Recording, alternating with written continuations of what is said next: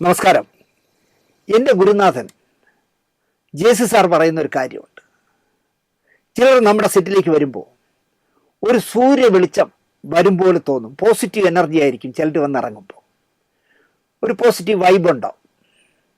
നമുക്ക് അവരോടൊപ്പം വർക്ക് ചെയ്യാൻ ഉത്സാഹമായിരിക്കും. അത്തരത്തിൽ ഒരാൾ ആര് എന്ന് ജെ.സി. സാറിനോട് ചോദിച്ചാൽ അദ്ദേഹം പറയുന്നത് ഗണേശൻ എന്നായിരിക്കും ഉത്തരം.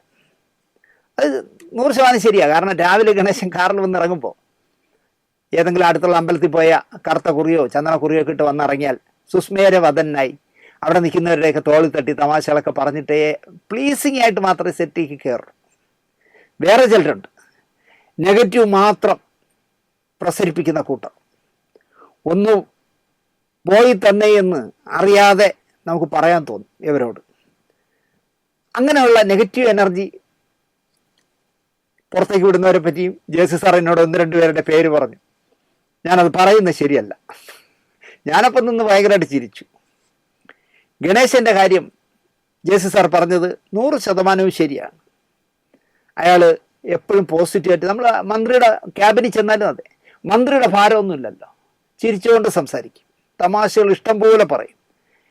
എന്നോട് ഇത്തരം ഒരാളെ, പരിചയമുള്ള ഒരാളെ പറയാൻ ഇപ്പോൾ ആരെങ്കിലും പറഞ്ഞാൽ ഞാൻ പറയും ഹാസ്യ നടിയായി മാറിയ പ്രിയങ്കയും ഇത്തരക്കാരിയാണ്. ഞാൻ തടിയങ്ക എന്നാണ് വിളിക്കുന്നത്. പ്രിയങ്കയും ഇതുപോലെയാണ്. നല്ല പോസിറ്റീവായിട്ട് എല്ലാവരോടും പ്ലീസിങ് ആയി പെരുമാറുന്ന നടിയാണ്. പ്രിയങ്ക വന്നാൽ സെറ്റ് മുഴുവൻ അറിയും. ഉച്ചത്തിൽ പൊട്ടിച്ചിരിച്ച് സംസാരിക്കും. കൂടെ വരുന്ന പ്രിയങ്കയുടെ അമ്മ കുറേ അമ്പലങ്ങളിൽ കയറി ദൈവങ്ങളുടെ പ്രസാദവുമായിട്ടായിരിക്കും വരുന്നത്. എന്നിട്ട് അത് സെറ്റിലുള്ളവർക്കെല്ലാം കുറി തൊടാനായി കൊടുക്കും. എൻ്റെ വലയത്തിൽ വലിയൊരു വേഷം ചെയ്ത അഭിനേത്രിയായിരുന്നു പ്രിയങ്ക. പ്രിയങ്ക അടുത്തിടെ ചില കാര്യങ്ങൾ പറഞ്ഞു. പ്രിയങ്ക പറയുന്ന തരത്തിലായാൽ ഇവിടെ പകുതി വിവാഹ മോചന കേസുകൾ കുറയും എന്ന് എനിക്ക് തോന്നി. ഇവിടെ പെണ്ണിനായി മാത്രം സംസാരിക്കുന്നു. ആണിനെ നൊന്ത് പ്രസവിച്ച ഒരമ്മ ഉണ്ടാവില്ലേ? ഒരു കുറ്റവാളിയായ മനുഷ്യൻ കുറ്റവാളി അല്ല എന്ന് തെളിയിച്ചു വരുന്നതുവരെ ആ അമ്മയുടെ വേദന ആര് സഹിക്കും? അതായത് ഇപ്പം എക്സാമ്പിൾ വേണമെങ്കിൽ നമുക്ക് ദിലീപിൻ്റെ കാര്യം തന്നെ എടുക്കാം. 8 വർഷം ഒരു പെണ്ണിനെ പീഡിപ്പിക്കാൻ വാടകയ്ക്ക് ചട്ടമ്പിമാരെ എടുത്തു എന്ന് പറഞ്ഞ അയാളെ പറ്റി പറയാവുന്നതും പറയാൻ പാടില്ലാത്തതുമായ എന്തെല്ലാം പറഞ്ഞു. അയാളുടെ വീട്ടുകാരെ പറഞ്ഞു. എന്നിട്ട് കോടതി പറഞ്ഞു ഒരു തെളിവും അയാളുടെ പേരിൽ ചാർത്താനില്ല, അതുകൊണ്ട് നിങ്ങൾ പൊയ്ക്കോ എന്ന് പറഞ്ഞപ്പോൾ ഈ 8 വർഷക്കാലം തള്ളയ്ക്ക് വിളിച്ചവന്മാർ എന്ത് മറുപടി പറയും? ഭാര്യ ഒരു സ്ത്രീയല്ലേ എന്നാണ് പ്രിയങ്ക ചോദിക്കുന്നത്. കള്ളക്കേസിൽപ്പെടുന്ന ഒരാൾ കുറ്റവാളിയല്ല എന്ന് തെളിയിച്ചു വരാൻ ചുരുങ്ങിയത് 20 വർഷമാകും എന്നാണ് പ്രിയങ്ക പറയുന്നത്.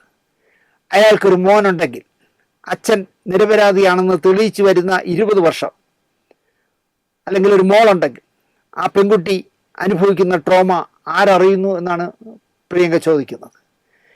പ്രശസ്തയായ ഒരു ഫെമിനിസ്റ്റിൻ്റെ കുടുംബത്തെപ്പറ്റി നിങ്ങൾ അന്വേഷിച്ച് നോക്കൂ. അമ്മ ഉണ്ടാവില്ല, അച്ഛനുണ്ടാവില്ല, ഭർത്താവ് ഉണ്ടാവില്ല, മകൻ ഉണ്ടാവില്ല, മിക്കവാറും ഇത്തരത്തിലുള്ള ഫെമിനിസ്റ്റുകൾക്ക് എന്നാണ് പ്രിയങ്ക പറയുന്നത്. എന്നെപ്പോലുള്ളവർ അച്ഛനെയും അമ്മയെയും സ്നേഹിക്കും പോലെ തന്നെ ഭർത്താവിൻ്റെ അച്ഛനമ്മമാരെയും സ്നേഹിക്കും. ചെറിയൊരു പക്ഷമായ ഫെമിനിസ്റ്റിൻ്റെ വാക്കുകൾ കേൾക്കരുത്, ഇതാണ് പ്രിയങ്കയുടെ നിലപാട്. തലയിൽ കണ്ണട വെച്ച സിനിമയിലെ ഫെമിനിസ്റ്റുകളുടെ സംഘടന പടവലങ്ങിയ പോലെ താഴേക്ക് വളരുന്നത് പ്രിയങ്കയെ പോലെ ചിന്തിക്കുന്നവർ സിനിമയിൽ കൂടുതൽ ഉള്ളതുകൊണ്ടായിരിക്കണമെന്നാണ് എനിക്ക് തോന്നുന്നത്.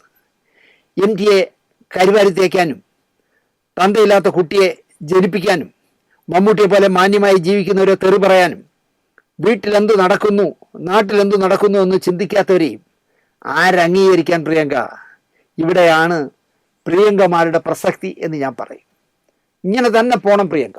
കാരണം ഇവിടെ ഈ ഫെമിനിസ്റ്റുകളെന്ന് പറഞ്ഞ് നടക്കുന്ന കൂട്ടങ്ങൾ പറയുന്ന വർത്തമാനം കേട്ടാൽ രാവിലെ കുളിച്ച് കുറിയിട്ട് ചന്ദന കുറിയൊക്കെ ഇട്ടുകൊണ്ട് ഇറങ്ങുന്നത് പെണ്ണുങ്ങളെ പീഡിപ്പിക്കാനാണ് ആണുങ്ങൾ എന്നുള്ള രീതിയില്ല. എല്ലാ ആണുങ്ങളെയും അടച്ചല്ലേ പറയണേ. കുറച്ച് പേരെ അങ്ങനെ ബോറന്മാരുള്ളൂ എന്ന് ഒരു ബോധം പോലും ഇല്ലല്ലോ. എന്നാൽ മറുവശത്ത് ഇതിനേക്കാൾ മോശമായ കൂതറകളുണ്ട് എന്നുള്ളത് അവർ അംഗീകരിക്കുന്നുമില്ല. അവിടെയാണ് പ്രിയങ്കയുടെയൊക്കെ പ്രസക്തി എന്ന് ഞാൻ പറയും. അടുത്ത കഥ. ഉള്ളതുപോലെ പറയുമ്പോൾ അതിൽ രാഷ്ട്രീയം കാണുന്നവരുണ്ട്.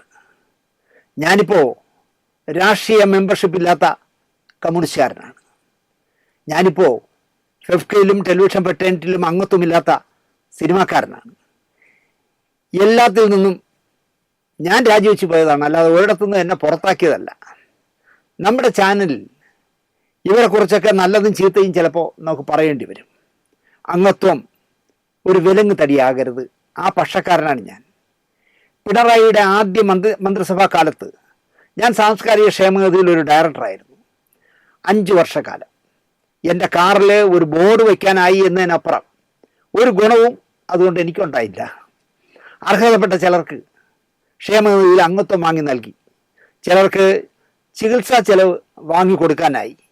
അത്രയൊക്കെ നടന്നു എന്നുള്ളതിനപ്പുറം ഈ 5 വർഷക്കാലം ഇരുന്ന സംസ്ഥാന സാംസ്കാരിക ക്ഷേമനിധി ബോർഡിലെ ഡയറക്ടർ എന്നുള്ള പദവി എനിക്കൊരു പുല്ലും നേടിത്തന്നിട്ടില്ല.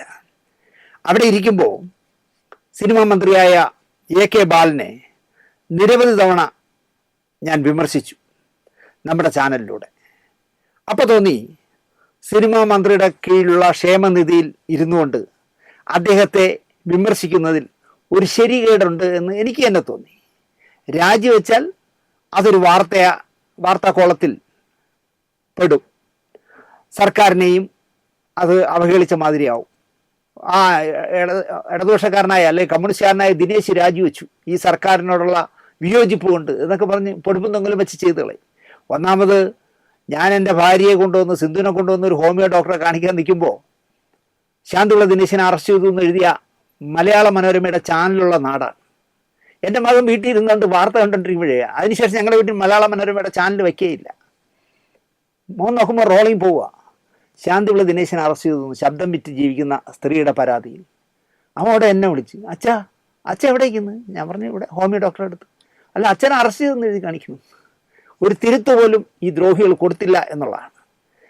അപ്പോൾ ഞാൻ മൗനിയായി, ക്ഷേമനിധിക്കെതിരെ ഒന്നും പറയുകയോ ഒന്നും ചെയ്യാതെ, അല്ലെങ്കിൽ AK ബാലനെ പരമാവധി പറയാതെ മൗനിയായിരുന്നു 5 വർഷം. 2 വർഷം ഞാൻ ആ കമ്മിറ്റിക്ക് പോലും പോകാതെ അങ്ങോട്ട് തിരിഞ്ഞു പോലും നോക്കിയില്ല. അപ്പം 3 വർഷം ഞാൻ ഉണ്ടായിരുന്നുള്ളൂ ശരിക്കും പറഞ്ഞാൽ. പറയാമെന്നത് ഇവിടുത്തെ രാഷ്ട്രീയ കളികൾ കാണുമ്പോഴാണ്.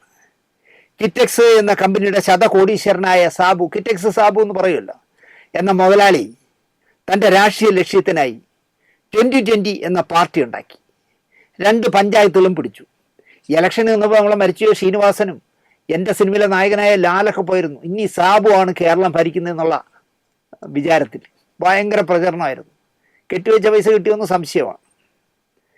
2 പഞ്ചായത്തും പിടിച്ചു, അത് പറയാതിരിക്കാൻ പറ്റില്ല. അപ്പോഴാണ് ED വരുന്നു ഡൽഹിയിൽ നിന്ന്. ED എന്ന് കേൾക്കുമ്പോൾ നിങ്ങൾക്ക് അറിയാമല്ലോ, രാഷ്ട്രീയ പകപോക്കലിന് ഉപയോഗിക്കുന്ന ഒരു സർക്കാർ സംവിധാനമാണ്. കണക്ക് കൊണ്ടുപോവാ സാബു എന്ന് ED പറയുന്നു. സാബു മുതലാളി തൻ്റെ അക്കൗണ്ടന്റിനെ അയച്ചു. ED അത് അംഗീകരിച്ചില്ല. സാബു ബാ എന്നായി ED.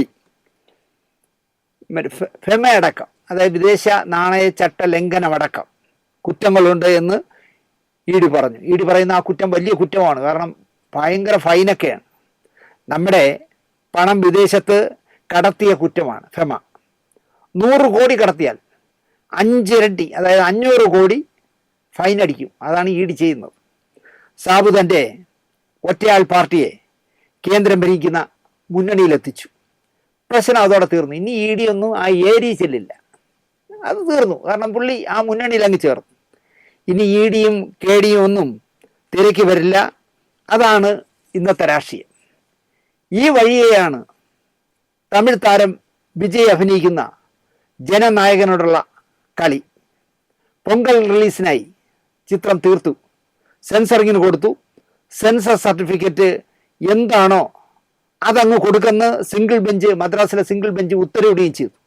ചിത്രത്തിന് UA സർട്ടിഫിക്കറ്റ് നൽകാനാണ് ജസ്റ്റിസ് PT ആശ ഉത്തരവിട്ടത്. സെൻസർ ബോർഡ് ഹൈക്കോടതി ഡിവിഷൻ ബെഞ്ചിൽ പോയി. സിംഗിൾ ബെഞ്ചിൻ്റെ ഉത്തരവ് ഈ ഡിവിഷൻ ബെഞ്ച് റദ്ദാക്കി. വീണ്ടും വാദം കേൾക്കാൻ സിംഗിൾ ബെഞ്ചിലേക്ക് തന്നെ അയച്ചു. അതായത് ജസ്റ്റിസ് PT ആശയുടെ ബെഞ്ചിലേക്ക് തന്നെ അയച്ചു. ആശ വിധി പറഞ്ഞ കേസിന് ഒന്നുകൂടെ നിങ്ങൾ ചുമ്മാ ചോദ്യങ്ങളൊക്കെ ചോദിക്കും എന്ന് പറഞ്ഞ് ഹൈക്കോടതി അങ്ങോട്ട് തട്ടിയിട്ടു. എന്തിനാ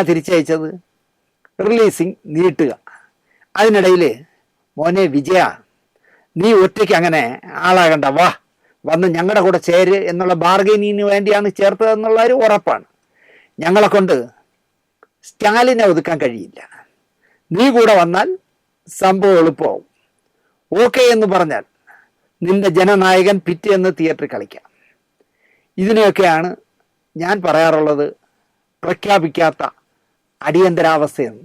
നിങ്ങൾ ആലോചിച്ച് നോക്ക്, സെൻസർ ബോർഡ് UA സർട്ടിഫിക്കറ്റ് കൊടുക്കാൻ ജഡ്ജ് പറഞ്ഞിട്ട് അവർ ഹൈക്കോടതിയിൽ പോയി അതിനെ തള്ളിയിട്ടു. എന്താ കാരണമെന്ന് പറയണ സെൻസർ ബോർഡെ? ജനനായകൻ തിയേറ്ററിൽ കളിക്കാൻ പാടില്ലാത്ത എന്തെങ്കിലും അതിലുണ്ടോ? വയലൻസ് ഉണ്ടോ? സെക്സ് ഉണ്ടോ? ഇവിടെ മറ്റേ പാൽപ്പായസമൊക്കെ എടുക്കുമ്പോൾ വല്ലതും തുണിമണി ഇല്ലാത്തതുണ്ടോ? എന്താണെന്ന് പറ. മതസ്പർദ്ധ വളർത്തുന്നുണ്ടോ? രാഷ്ട്രീയക്കാരെ കളിയാക്കുന്നുണ്ടോ? ഇതൊന്നും പറയുന്നില്ല കേട്ടോ, ഒരക്ഷരം മിണ്ടില്ല. ഊമ നിൽക്കും പോലെ കോടതി ചെന്ന് നിൽക്കും സെൻസർ ബോർഡ്. നേരെ മറിച്ച് വിജയ് ഒരു പ്രസ്താവന ഇറക്കുകയാണ്, ഞാൻ NDA മുന്നണിയിലേക്ക് വരാൻ ആലോചിക്കുന്നു എന്ന് പറഞ്ഞാൽ പിറ്റേ ദിവസം പടം റിലീസ് ചെയ്യാം. അപ്പോൾ സ്വയം പര്യാപ്തതയുള്ള തെരഞ്ഞെടുപ്പ് കമ്മീഷനെയൊക്കെ പോലെയുള്ള ഒരു ബോഡിയാണ് സെൻസർ ബോർഡെന്ന് പറയുന്നു. പക്ഷേ കേന്ദ്രം ഭരിക്കുന്ന പാർട്ടിയുടെ വാലാട്ടികളായി അതപ്പതിച്ചു പോയിരിക്കുന്നു.